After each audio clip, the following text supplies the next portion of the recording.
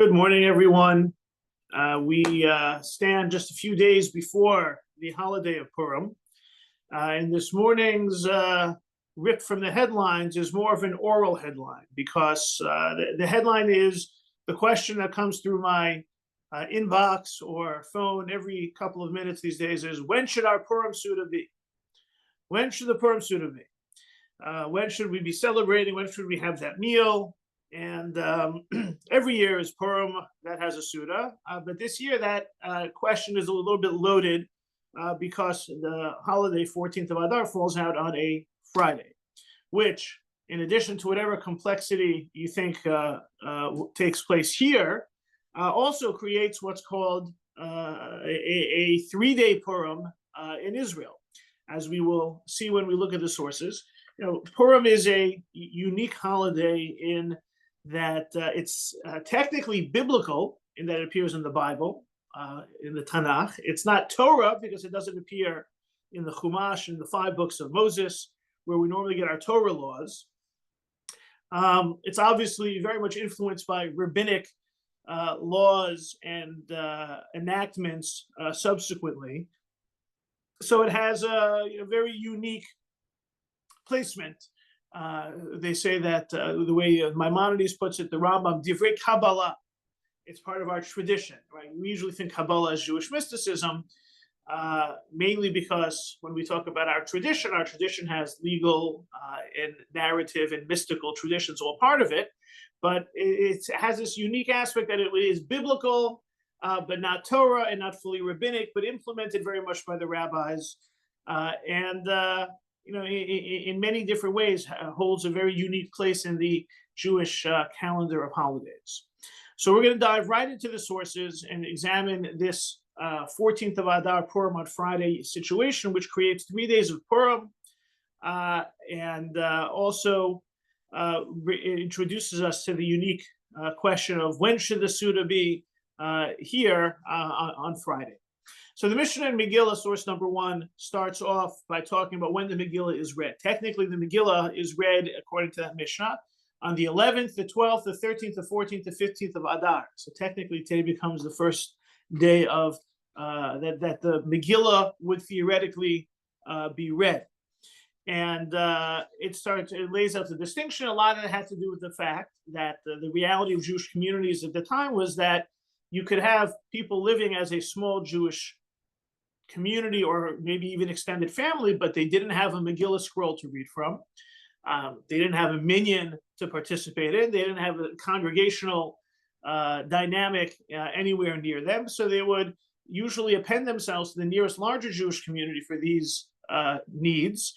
And when it came to the Megillah, they would go to the nearest place that had a Jewish population, or at least a congregation, and they go on the market day proximate to the holiday of Purim. So the market days were Monday and Thursday. So they would either go, if the 14th of Adar was on a Wednesday, they'd go back to the market on the 12th of Adar and hear Megillah then. If it was a Sunday, they'd go back on Thursday. This creates the dynamic of when to read, of how the Megillah reading could fall out on one of these days, which is not the subject of our discussion. You can look at the Mishnah in Megillah in its entirety. But we also distinguish between cities that have been surrounded by a wall since the days of Joshua, son of Nun, read the Megillah on the 15th of Adar.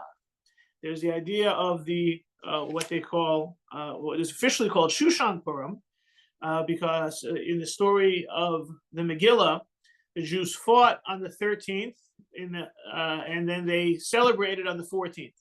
But then Mordechai and Esther asked that the fighting continue in Shushan on the 14th, and they only celebrated on the 15th. So you ended up with a sliding scale of when the Purim holiday would be commemorated.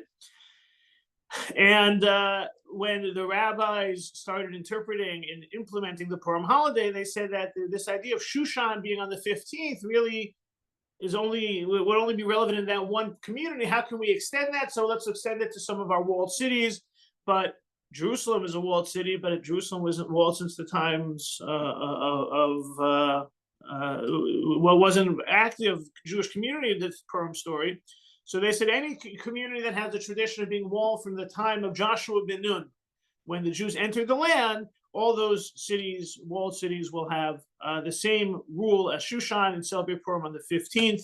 That meant that the Jerusalem will be included and Tiberias will be included, and be a couple others as well. Again, the definition of walled city beyond the scope of our conversation, but we have this idea that there is a Purim, a full Purim celebration on the 15th of Adar in walled cities. What happens, like this year, if the 14th occurs on Friday? So the villages advanced their reading to the day of assembly. The small villages were places that didn't have their own minyan or Megillah. They would go back to Thursday and celebrate Purim on the 3rd, read Megillah on the 13th of Adar. The large towns and the walled cities read on that day on the 14th of Adar. 14th of Adar is Purim, regular cities celebrate, but also the walled cities also read Megillah on the 14th of Adar. So the Mishnah from the very beginning seems to be indicating that there's no Megillah reading on Shabbos, no Megillah reading on the 15th of Adar. So so this Mishnah begins to describe our situation, but we have to understand why. Why should there be no Megillah reading on Shabbos? We read the Torah on Shabbos. Why can't we read the Megillah on Shabbos? So the Talmud discusses this in 4b, source number 2. Rabbah said, everyone is obligated to participate in the reading of the Megillah on Purim and the blowing of the shofar on Rosh Hashanah. And not everyone is proficient in the reading of the Megillah. Therefore, the sages issued a rabbinic decree that the Megillah is not read on Shabbos, lest one take the Megillah in his hand and go to an expert to learn how to read or hear for their expert read it, and due to the preoccupation will carry it 4 cubits in the public domain, thereby desecrating the Shabbat. Right? This is the idea that it's a similar rationale for why we don't blow shofar on Shabbos. We're worried that you're going to take the Megillah or the shofar and carry it outside and violate Shabbos. So some of you may be thinking, well, is that really going to happen? How likely, what are the odds? And, if there's such small odds, why are we worried? Or some of you may also be thinking, wait a second, I carry on Shabbos all the time. We have an Eruv. Both very good questions. However, since the rabbis made this enactment, it doesn't get rolled back. And we incorporate a Jewish halachic legal principle called lo plug. Lo plug means we do not differentiate. You might have an Eruv, but some people don't have an Eruv. And since there's some people who don't have that Eruv, this rule remains on the books. We don't blow shofar on Shabbos. We don't read Megillah on Shabbos. You can think of all types of other scenarios where you might end up carrying things that you shouldn't be carrying or where you should be carrying. But this is the rabbis' rules were enacted and they cannot be rolled back. Right? Similar to the idea of a second day of the holiday, Yom Tov Sheni in the diaspora. Right? We don't need it anymore. Doesn't matter. So here too, we can create scenarios where it shouldn't really, we shouldn't be worried about this concern. Nevertheless, we always are.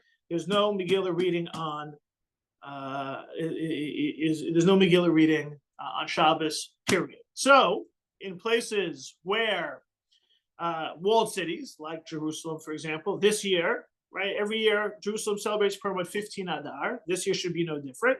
15 Adar, though, is going to be on Shabbos. Now, you can eat on Shabbos for Purim, but you can't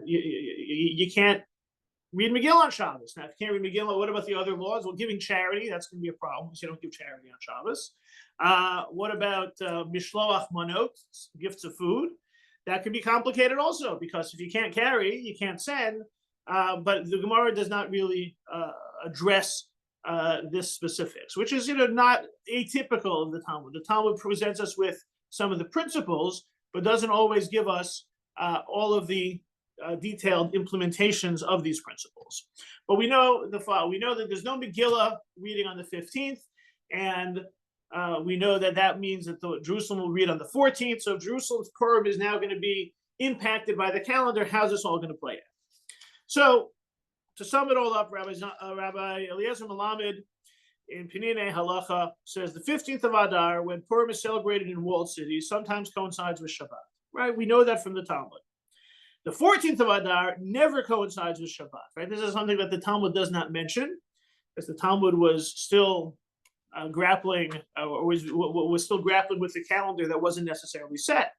But we do now know, and it has never happened and never will happen, the 14th of Adar never coincides with Shabbat. Right? You might be wondering, in Jerusalem they have this issue when the 15th is on Shabbat. Well, maybe they didn't have it either, so they never addressed it. But we now know throughout history we've never encountered, and we cannot encounter the 14th of Adar ever falling on Shabbat. We'll never be in that situation.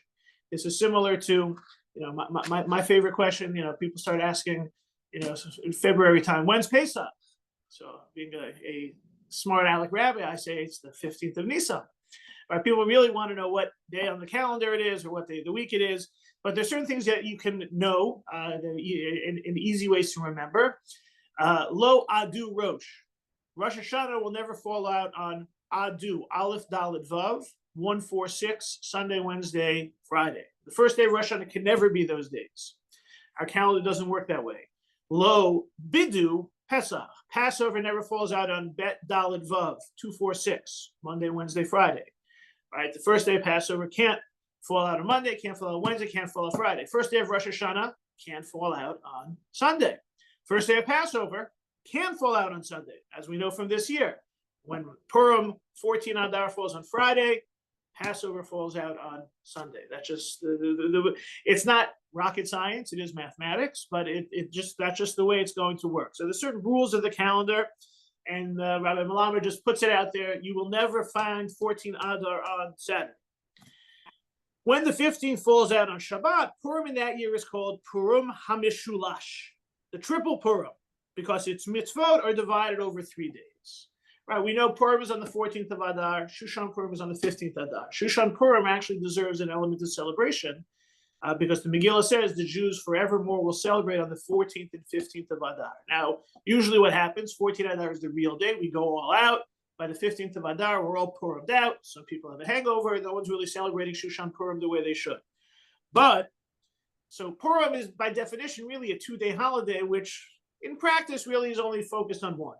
But when 14 Adar is Friday and 15 Adar is Shabbat, we end up with Purim spread out over 3 days. The 14th of Adar, the 15th of Adar, the 16th of Adar. Purim will be celebrated over Friday, Shabbos, and Sunday, taking Purim to a whole new level of celebrating on 16 Adar, which is not mentioned anywhere in the Talmud. And so this is now what we have to unpack. How do we have Purim spread out over the 3 days? Let's just stop if any questions or clarifications needed before we unpack it a little bit further.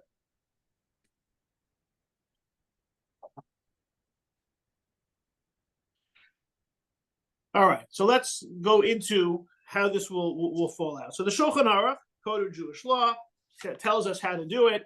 If the 15th falls on Shabbat, we do not read the Megillah on Shabbat. Right? Very clear. We know that already. The Talmud said it. So now the Shulchan Aruch is putting that into practice. Rather, they advance the reading to Friday. You have the reading of the Megillah on Friday, the 14th. So in walled cities, let's use Jerusalem as the example. They'll be reading Megillah Thursday night and Friday, just like us. Collect money for gifts to the poor and distribute them on Friday. And they're also going to do the charity on Friday. On Shabbat, which is the 15th of Adar, which in Jerusalem would normally, on a usual year when it wasn't Shabbat be Purim, they take out 2 Torah scrolls. And in the second, they read Vayavo Amalek and Amalek came. They read the Purim Torah reading. Right, Friday morning here in America, we will take out a Torah and we will read from the Torah the portion of Purim, which is about Amalek. We just read it on Shabbos from Parshat Zachor in Kitetse. We'll read it now from the end in Bishalach. We will take out the Torah and read it. Saturday, here in America, we will take out 1 Torah because it's a regular Shabbos. In Jerusalem, they will take out 2 Torahs, portion of the week and the Purim portion. On Shabbos, in Jerusalem, on the 15th, they will say Al Hanisim because that's Purim for them. So here in America, Thursday night, Friday, it's Purim. We read Megillah. On Friday, we take out the Torah. We give Mishalach Manot. We say Al Hanisim. It's Purim, Shabbos. Basically, practically, we don't celebrate, even though it's Shushan Purim. In Jerusalem, they will read Megillah on Friday, take out 2 Torahs on Saturday, read for Purim, and they will say Al Hanisim on Saturday as well. What about the Purim meal? Don't make it till Sunday. Okay. They've now stretched out their Purim celebrations and observances over 3 days. So in Jerusalem, Friday, Megillah and Matanot Levionim, charity. Saturday is Purim, so it's Al Hanisim, but no real technical observances. Saturday, they will have their meal. we'll have to figure out what about Mishloach Manot. It's left out of the list, which will basically, I'm sure you can intuit. If it's left off the list, when is it done? It'll depend who you ask. You have 3 possible days, and we'll cover that. Question? Yes. Yeah. Sorry. I'm not clear when Israel, when the Suda is Saturday or not Saturday. So they say the Purim feast will not be made until Sunday, is how the Shulchan Aruch concludes. Right. Okay. So I thought so. So they're having a post-Purim feast. Right. Right, on a day that's never really anything. Really, the consequential days for Purim are 14 and 15 Adar. We basically, which are described both days as celebrations, but in practical terms, 14 Adar is when everyone else celebrates Purim, and 15 Adar is when the walled cities, for our purposes, mostly Jerusalem, will celebrate Purim. This year, the 3-day Purim means Purim's going to straggle into Sunday with at least the feast. And then we'll have to figure out, to explain why that's the division, as well as what happened to Mishloach Manot. Thank you. Rabbi, I have an unrelated question. Sure. There is in Israel a great divide as to what should be done about the hostages. As you know, I believe the idea of Jews saving a life, and in the past, Israel has gone to great lengths to save the lives of people. My opinion is that Israel can and should make whatever agreement is necessary, and in the event that they saw, and Israel now is very well aware of how terrible Hamas is, they're Nazis, if they were to see any infraction of a peace arrangement, then they would attack them. But to let these many hostages die, to me, is an infamy.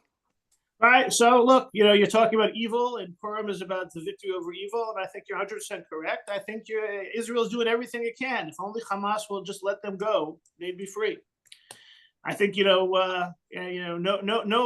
less an authority than former President Biden said Hamas is the obstacle to peace. I think that remains the case to this day. So hopefully the obstacle will fall, and just like Purim was a salvation, hopefully we will see that here as well. And something tells me that when that happens, we'll have another Purim celebration. Just like throughout history, there've been other Purims. When this war ends, we'll have another Purim. Rabbi, my response is as follows. Yes, and then we have to go back to the topic at hand. Yeah, my response is that Israel should make any deal that Hamas will accept, regardless, even if it's bitter tasting to Netanyahu. But Netanyahu is so concerned. I think that unfortunately Hamas hasn't said yes yet. So let's hope they do. But they haven't been offered a deal. I don't know. None of us are in the room, so some people will take their cues from the news they read in one direction, and some will take it in the other. My view is that Hamas hasn't said yes because they're terrorists and they still want to stay in power, which is impossible. And hopefully they will give up the hostages. Now back to our scheduled program. Rabbi. Yes. On a related topic, the idea of having the Suda early because it's Friday. We're going to get there. You got to hold Okay. I'll wait. First, we got to figure out what they do in Jerusalem. So we have to understand the rationale of the division, and then we have to figure out the Mishloach Manot, and then we have to get to how this year's Purim calendar impacts us here as well. So Rabbi Melamed explains what's going on with Matanot LeEvyonim. Why is the charity on Friday? Why we know why charity can't be given on Shabbos. Why is the charity on Friday? So charity is going to be on Friday because source number 5, they gave Matanot LeEvyonim on that day because poor people anticipate receiving money at the time of the Megillah reading. It will be the stress if people neglect to give them gifts on that day. Right? The announcement that it's Purim comes from the Megillah reading. It's Megillah reading. So the people who are in need realize it's time for them to be able to collect. There's a very strong tradition of charity on Purim. It's the most important mitzvah of the day. Rambam says more important than the meal, more important than the Mishloach Manot, is to give charity. So you're going to basically have an announcement made, essentially, when the Megillah is read. It's an announcement that people can collect, and then they're going to come to collect and be disappointed. That's really an unfair gesture, and so therefore, especially those in need deserve priority. So it means the charity gets given on Friday. What about the meal? Shulchan Aruch said the meal goes to Sunday. So this may be based on a Talmud Yerushalmi, right? The Jerusalem Talmud, source number 6 in Megillah, which mentions one delays the meal of Rosh Chodesh and the Purim meal, but does not make them come. It seems that when discussing what the celebrations that one may have on Rosh Chodesh, remember the new month, Rosh Chodesh is not necessarily a major feasting day, but if one wanted to celebrate Rosh Chodesh, you can't make Rosh Chodesh early. It's not Rosh Chodesh yet. So this teaching in the Yerushalmi lumps together Rosh Chodesh and Purim and says you can't make a Purim Suda early. Well, if you can't make a Purim Suda early, if you live in Jerusalem, 15th of Adar is Purim, you can't make the meal early on the 14th. You have to basically push the meal to Sunday, and that would seem to be the source of this Purim Mishulash, the 3-day Purim in the Jerusalem and walled cities, having the meal on Sunday. As Rabbi Melamed explains, the reason we read Megillah before Shabbos but postpone the Suda until after Shabbos, because we must publicize the miracle by reading the Megillah no later than the day in which the miracle occurred. It says, V'lo ya'avor, as you'll hear when hear the Megillah read Thursday night and Friday. It says these are the days and not others. So once you get to the 15th of Adar, that's kind of the expiration date for reading the Megillah. You can't read it any later. It's also appropriate to conduct a meal on. It's also inappropriate to conduct a Suda on Shabbos because it says to observe them, make them days of feasting and joy. Right? It says that Purim is meant to be a holiday that's instituted, that's created. This verse in Esther 9:22 means that the meal must be made for the sake of Purim, not for Shabbos. On Shabbos, you're eating your Shabbos meals. You can't combine it with a Purim meal because you can't say, oh, this is my Purim meal because it's a Shabbos meal. You can't ignore that fact. And because the date of Purim depends on the Jewish calendar, right? As we said before, nowadays we have a calendar, but really Purim was a holiday that was initiated by Mordechai and Esther, accepted by the Jewish tradition, by the rabbis. It needs its own commemoration and celebration. You can't do that on Shabbos, which is not which was not initiated as a holiday. It's existing as a holiday. It's already Shabbos. And the Shabbos being what it is going to relate to Howard's question that we look at in a few minutes. You can't ignore the fact that Shabbos deserves its full celebration, and you can't lump together a Purim Suda with it at the same time. So you might just think eating is eating, but no, the Purim eating is deserving and was implemented to be its own unique eating, completely removed from anything that you're already doing. It's kind of you can't say, oh, it's Shabbos, we'll have the Purim Suda at the same time. That's not allowed. That is going to complicate how we celebrate Purim here this year on Friday. So there's this idea that a Purim meal can get pushed off. There's the idea that we have to be very careful to make sure that the Purim meal has its own distinct, unique celebratory identity. And that's why, it can't be on Shabbos. There's an idea of pushing it forward so you can push it to Sunday. It doesn't have the same requirement as Megillah to be read only on the 15th. Until the 15th, we are able to push the meal away. Now, not everyone likes that. Not everyone feels that that's so appropriate. Like if the days of Purim kind of expire on the 15th, why are we moving things over? So the Meiri, who seems to have a lot of unique views when it comes to Purim, talks about that there are others who say, since we read Megillah early, we can make the celebration, the meal of Purim also early. And you can't say, you shouldn't be worried about having the Simcha only in its time and the like. And this seems to me, this is what appears to me to be clear. The Meiri seems to be saying you can move your meal to Friday, just like the Megillah. So this view is not the one that's accepted in the Shulchan Aruch, but that is the Meiri's view. So you have the accepted view to eat the meal on Sunday. You have the Meiri's view says, why not eat the meal on Friday? With regards to the Shalach Manos, generally speaking, the Mishnah Berurah tackles this. Remember, Shulchan Aruch left out Mishloach Manos, and Mishnah Berurah says Mishloach Manos Gam Biyom Echad B'Shabbos. Source number 9. That first line, it would seem, he uses the term memela. He doesn't say some obligation. He says that memela, if you're eating the meal on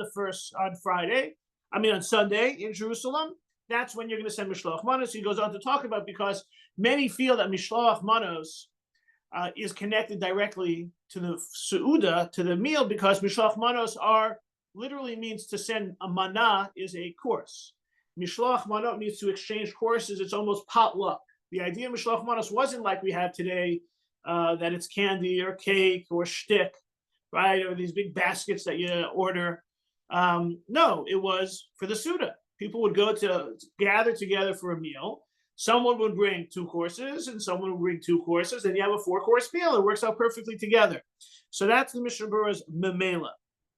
Now, the Mishnah Berurah also goes on to quote that not everyone feels that Mishloach Manos is about the Seuda. Some feel that Mishloach Manos is about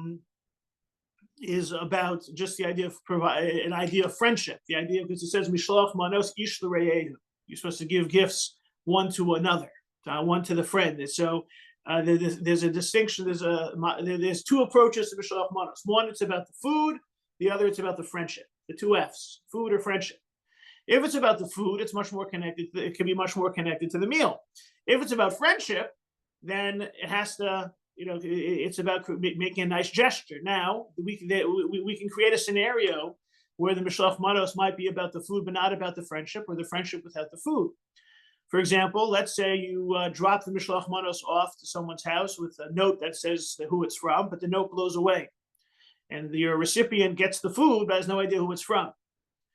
Well, guess what? You've provided food to them, so you fulfilled the mitzvah. But you didn't provide friendship because they don't know who it's from, so you didn't fulfill the mitzvah. Now, you could also create a scenario where the food gets dropped off with the note, and they know who it's from, and they're very happy to receive something from you, but you gave them all food that they do not like. And in fact, they're allergic to, so they can't eat it. In that case, you provided a nice gesture of friendship, but you did not give food. So these are nice. These aren't just rationales. They can actually implement whether the Mishloach Manot is very well received or not. So Mishnah Berurah then talks about it. So if it's not about the Seuda, then maybe you don't have to connect it to when the Seuda is eaten. And he also quotes an idea that there is an opinion. He quotes the Maharalbach, Maharali bin Chaviv, who says Dater Shasudahi b'Shabbos. Some say, as opposed to what we said before, right? We saw the rationale before that you can't have a Suda on Shabbos. You have to have a distinct Purim identity. Someone says, why? 15th of Adar is when they're celebrating Purim in the walled cities. Eat a meal. Doesn't matter if it's a Shabbos meal or not a Shabbos meal. Eat the meal. And he feels the meal is on Shabbos and Mishloach Manos is on Shabbos. Why not? You can bring the food over. You can bring the food over before Shabbos. If there's an area, you can bring the food over on Shabbos. We're not concerned about the same concern of the Megillah. Remember we said before, the reason we don't read Megillah is because we're worried you might carry it. We're worried you might carry the Megillah. We're not worried you're going to carry your food improperly. Either you'll get it there the right way, or there's an Erev and it's not the same, not the same halachic concern. So you have those who feel that the Suda should be on Shabbos, right? We said in general the primary view is that it's on Sunday. Then the Meiri says no, make it on Friday. Then the Maharal Ibn Chaviv says no, do it on Shabbos. So that's why the Penine Halacha says, Rabbi Malabed says in source 10, it's best to eat more meat and drink more wine than usual, even on Shabbos, because some authorities maintain the Suda is supposed to be eaten on Shabbos. If possible, it's also good to send Mishloach Manos privately on Shabbos, on condition there's an Erev in one's location. You see that, the Rabbi Malabed distills all the opinions and said, okay, it's a 3-day Purim. Right? You had some say do it. The Meiri is the lone holdout that says to have the meal in Jerusalem on Friday. Some say do it on Shabbos. Everyone else says do it on Sunday. Rabbi Malama says, all right, have a little more here, a little more there. A little more anything, a little more everything. It's okay. Now, just as a note before to close out this Purim and Mishulash, if this is not complex and confusing enough, what happens if you happen to be in Israel? And let's say, remember, we're talking about a Purim Mishulash is in Jerusalem. let's say you live in Haifa and you celebrate Purim on Thursday, Friday, but on Friday, you take a long travel down, you spend Shabbos in Jerusalem. So you just celebrated your Purim Thursday night and Friday, but now you've entered the city limits of Jerusalem, where they're now entering into this idea of extending Purim to the Shabbos and Sunday. So note number 8 in source number 10, according to many poskim, a resident of an unwalled city who comes to Jerusalem on Friday does not need to observe the mitzvahs of Purim Mishulash, because he already fulfilled his obligation. Great. Others maintain it's better for him to observe the mitzvah of Purim HaMishulash. You've already celebrated Purim in Haifa. Guess what? You're in Jerusalem now. You get 2 more days of Purim. It's actually, I call this kind of like the Jewish Mardi Gras. You want to, people actually travel to Jerusalem. I remember it was one of the calendar worked out this way when I was in Israel in my gap year. We did Purim out near Yavne, and then we traveled into Jerusalem to extend Purim even longer. So it's kind of, I know people who travel to Israel to be there just for this this weekend for the engagement. I guess hopefully not only in the celebration, but all in this halachic complexity. So this is the Purim Mishulash, which the ground rules or that govern it are mentioned in the Talmud. They get implemented by the rabbinic and halachic authorities of what should be done. But we see that there's this lingering. Megillah has to be on Friday, so we give the charity on Friday. The meal, we put it on Sunday, but maybe it should be on Shabbos. The Mishloach Mana, it's connected to the meal, so some maybe even on Shabbos, but mostly on Sunday. It's a whole, I guess, joyous, confusing, ball of celebration. That's the Purim Mishulash, and then we'll pivot over to how the calendar impacts our celebration of Purim with Purim on Friday. Yes, Howard. My relatives who live in Jerusalem do the opposite. They'll go outside on a normal year. They'll go outside to celebrate Purim the first day, and then come back to Jerusalem for Shushan Purim. So they're extending Purim the opposite way. Right. So the only thing is that for the most part in Jerusalem, if you stay in Jerusalem for Purim, well, that's on a typical year. This year, they don't have to go anywhere because they're going to go. Typical year. Typically. All right, so they're correct. So correct. So if you're in Jerusalem, you can, well, no matter where you are, you can extend your Purim by being outside Jerusalem to go to Jerusalem, or living in Jerusalem, going out and coming back. Right. So correct. Purim for those who want. Some people love Purim. Some people, like the more staid holidays, but correct. But that note of Rabbi Melamed, source 10, number 8, would apply to people from Jerusalem who go out as well. So pivoting from Purim Mishulash, the 3-day Purim, to this year, how it impacts us, let's talk about the meal. Like I said at the very beginning, not a day goes by when people are asking, when should the Suda be? When should the Suda be? When should the Purim festive meal be? It's on Friday. And, so let's just talk about the meal in general. When should the meal be on a regular Purim? Some of you try to think back, when do we normally do it? So, most people seem to think about doing it towards the afternoon or evening. So let's go to the videotape. Let's go to the Shulchan Aruch in terms of when it is meant to be done. So first off, one who does the Purim meal at night does not fulfill the obligation. Right? So the Purim meal is not done the night of Purim. The Purim meal is part of the day of Purim. We read Megillah at night and day, but the mitzvahs of the other mitzvahs of Purim are done during the day. All right, so that was section number 1 in the Shulchan Aruch. Section number 2 introduces one is obligated to be intoxicated on Purim to the point where he does not know the difference between accursed is Haman and blessed is Mordechai. Right, this is the idea of drinking wine on Purim, or some people take it farther to get drunk on Purim, and that level of intoxication should be, so you don't know the difference between accursed is Haman and blessed is Mordechai. Some say that's really, really, really drunk. Some say that's just slurring one's word. All types of, even the Ramah, Rabbi Moshe Isserles starts putting on a caveat. Some say it's not necessary to become drunk, rather drink more than he is used to, and to fall asleep. And while he sleeps, he doesn't know the difference between accursed is Haman and blessed is Mordechai. Right? You don't have to get really, really plastered. You can have something to drink. You fall asleep, and you're done. All right. But now the Ramah now goes into more detail as to the Purim meal. According to the Shulchan Aruch, Rabbi Yosef Cairo, meal is the daytime. That's all it is. That's all he says. Rabbi Moshe Isserlis, the Ramah, says in the middle of source 11, we have the custom to make the Purim meal after the afternoon prayer and pray the evening prayer at night. We pray the afternoon prayer while most of the day remains, and most of the meal needs to be during the day. Right, so Purim afternoon, you daven mincha, you eat your meal, you finish your meal. As the evening arrives, you go pray the nighttime prayer. Purim is over. It should not be like those who have the custom to start close to evening, and most of the meal happens during the night of the 15th. You don't want to start your meal. Let's say sunset is at 7 o'clock. You don't start your meal at 6:45 and continue until 8:45. You want most of your Purim meal to take place on the 14th of Adar, which means before sunset on Purim.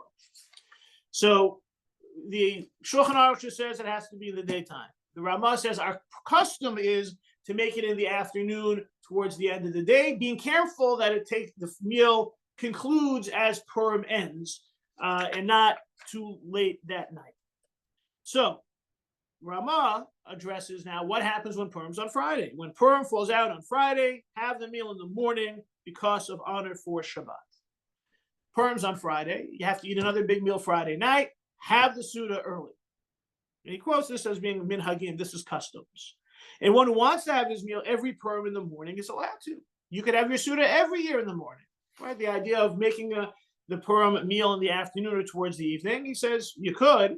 But the Ramah also points out you got to be careful because you don't want this to be at the end of the day. The Purim meal is supposed to be on Purim itself, which means finishing the meal as Purim ends, which means by sunset. You don't want to be starting your meal 5 minutes before sunset and eating at Purim night, according to this position. So when people ask, when should the Purim Suda be when Purim falls out on Friday? The practice would seem to be morning, right? And that's, and if you want to do it in the morning every Purim, you can do that. You can choose to do it differently. People like to do afternoon. They want to host a big thing. These are all options. But the requirement is to have the meal and have the meal on Purim day. And if you want to, you can even have the meal Purim morning. Now, what has emerged and always comes up every time Purim falls out on a Friday, 14th on Friday, like it does this year, is you'll hear the expression bandied about, Poris Mapa Umekadesh. That's like if you talk about the headline, that's the headline. Poris Mapa Umekadesh. What is that? Where does that come from? So it has to do with the laws of Friday. Remember, we said the Ramah points out you should have the meal on Friday morning to honor Shabbat. What's going on? Because as Shabbat begins, you have to be hungry for your Shabbos meal. So when discussing the laws of when to stop eating on a Friday, Shulchan Aruch source number 12, it's forbidden to taste anything before one makes Kiddush at night, even water. Right? Friday night, Shabbos begins. You're not allowed to eat until you make Kiddush and have your meal. And even if we begun eating while it is still day, let's say you started eating in the daytime before Shabbos, Friday afternoon, he needs to stop eating. When Shabbos arrives, candlelighting comes on a typical Friday. Horeis mapa umekadesh, spread out a tablecloth to set up the meal and make Kiddush. And if they're drinking wine first already, let's say on Friday afternoon before Shabbos, you're having some wine, then you don't have to say another blessing on the wine. You say the bracha of Kiddush and not a bracha on the wine, and then you'll say the bracha on bread. So the Shulchan Aruch is talking about a case on Friday. You're eating Friday afternoon. Maybe, obviously, you're not supposed to be eating too much because you're going to have your meal, but you can somehow combine the food eating that you did as Shabbat begins with the eating you're going to do Friday night. That's Poreis Mapa Umekadesh. It's a law of Shabbat. Now comes the Meiri. Remember, we had the Meiri before who said that the Purim meal should be in Jerusalem on Friday. Now has a very unique view that he introduces in a couple of places. One is in Ketuvah, one is in Psachim. Source number 13. And we, as well as our forefathers, have the custom on Purim that falls on Friday to begin the meal during the day before the onset of Shabbat. They spread a tablecloth, recite Kiddush, and complete the meal while mentioning the Purim holiday during the meal. The reason for this, that the 15th of Adar is also a day of miracles, and Allah dictates the person to be remembered during the meal, even though the 14th of Adar has passed the time of the blessing. He's referring to you can continue your Purim Suda into Friday night, and then even at the end of benching in the grace after meal, still say Al Hanisim, because it's okay to mention Al Hanisim on the 15th, because that's an extension of Purim and a given year, as we said before. That's called Shushan Purim. So the Meiri is the one who takes this rule as it pertains to Shabbos and says this was our practice when Purim was on a Friday. Clearly not the practice of Rabbi Moshe Isserlis, but that was the Meiri's practice. And Rabbi Moshe Isserlis, of course, is writing a couple hundred years after the Meiri. He's writing in Krakow, he's describing the European Jewish practice. So it doesn't seem like it was very widespread. But it was done. And it's like kind of cool. Like how do you can combine your Friday and your Shabbos and this and that. So Rabbi Yosef Tzvi Rimon writes that if you follow this practice, you have to though keep in mind a lot of different guidelines. So the Meiri just says this is what we did, and it combined Shabbos with Purim, and it was beautiful. But it doesn't say exactly how they did it, because when you're davening Mincha, when you're davening Friday night, when you're davening Mariv, how's the meal working? What time does it have to start? Maybe you're not supposed to eat a big meal Friday afternoon. So even the law that talks about doing this on a Friday afternoon doesn't say you had a big meal. It says maybe you had a glass of wine and you want to continue that with Kiddush. So how does the idea of Pares Ma'apal Mekadesh, continuing or joining your Friday eating with your Friday night meal, how does that work in practice on Purim? So these are Rav Rimon's guidelines. There are some variations between his guidelines and some of the others, but I think his are very well thought out. Those who follow this practice should make sure to follow these guidelines. Number one, the mitzvah of Megillah Matan Lev and Mashach should be done in the morning. Cover everything, all your other bases early. Check. All preparations for Shabbat should be done before the Suda. Make sure that you get all your Shabbos done before. The meal should begin before the 9th hour of the day. I mean, you're not doing, let's say, here, Shabbos starting 6:45. You don't start at 6:30. No, that's not how this works. You have to start your meal early enough in the day that you're allowed to eat a big meal on a Friday. And that's the 9th hour. That's more like 3 p.m. or 3:30 in the afternoon. So this is none of this. You have all day Friday, and then you're starting just as Shabbos begins. No, you're starting around 3:30 in the afternoon. You're going to start your Purim soup. Now you're thinking to yourself, 3:30 in the afternoon, Shabbos starts at 6:45. That's a spicy meatball, right? That's a big long day. But that's what you do. Then when it's Shabbos time, or Plag HaMincha, or let's call it 5:45, 6 o'clock. Remember, because this is the time of year, once we start, Shabbos becomes later, people sometimes make what's called early Shabbos. So that's the earliest Shabbos can begin. So when that time arrives, then the women should light Shabbos candles, and everyone else should accept Shabbos and say, I accept Shabbos. And we're starting Shabbos now in the middle of our meal. Then, before sunset, or when you're starting Shabbos, you Pares Ma'apal Mekadesh. You spread out a new tablecloth, designating that another meal is about to start, and you say Kiddush. Since in your Purim meal, you said you're drinking wine in the Purim meal because that's part of the obligation of the meal. Since you already drank wine, you don't say the full Kiddush. You say Vayechulu. You don't say Bari Pri Hagafen. You say the final bracha of Mekadesh HaShabbat. The bracha of the wine is not repeated. Number 6, time for make hamotzi. But in your Purim meal, a couple hours earlier, you already made hamotzi. So you don't make hamotzi. You hold up your 2 challahs and cut them as if you made hamotzi. Right, so you still have to go through the rituals of Kiddush and Hamotzi just without fully reciting the blessings, because you already are drinking wine and eating bread. Then, after you've done all this, Kabbalat Shabbat is reciting, the meal continues, and you have to make sure that you're still eating an amount of bread that will count as your Shabbos meal. So remember, this is now, you started eating your bread 3 hours ago. You still have to, you don't have to eat it constantly, but you got to make sure you leave room for some more bread. And then at the end of the meal, you say Birkat HaMazon, but you don't say Al HaNisim or Ritzei. He says, you're losing out those opportunities because you can't do it anymore. Because if you say one, you can't say the other. It's contradictory. It's either Purim or Shabbos. In this case, you found a way to make it neither. And then you daven Mariv. So what you have to, and there's all sorts of, in addition to the fact that it is kind of like a 3.5 hour, 4 hour ordeal, you're also supposed to be concerned with davening with a minyan and in shul and everything like that. Now, if and there are communities, JCAB is not one of them, that the shul is having such an endeavor. And so that everyone can, you go to shul, you go down, you go up, you can cover all the bases. Now, some disagree with Rav Rimon and talk as to whether to say Ritzei and or Al Hanisim, the benching if it's your Purim meal. But as Rav Rimon says, the minhag brings a beautiful fusion of the joy of Purim and the kedusha of Shabbat. However, there's some halachic difficulties, such as whether to recite Al Hanisim in benching, as well as present a situation where people may come to daven Mariv without a minyan. Therefore, the accepted practice, as mentioned in the Bud, is to have a Purim Suda in the morning before midday. However, if one is meticulous about following all of the details above, he certainly can choose to perform Pares Ma'apal B'Kadesh. So you have the easy way and you have the complicated way. And that is the idea of Pares Ma'apal B'Kadesh. So when people ask me, when should the Suda be? I say, do it in the morning. And they say, what about Pares Ma'apal B'Kadesh? Then I'll tell them to listen to the Shir or to read some of the literature that's out there this year. Questions, reactions, comments before just a final word. Yeah.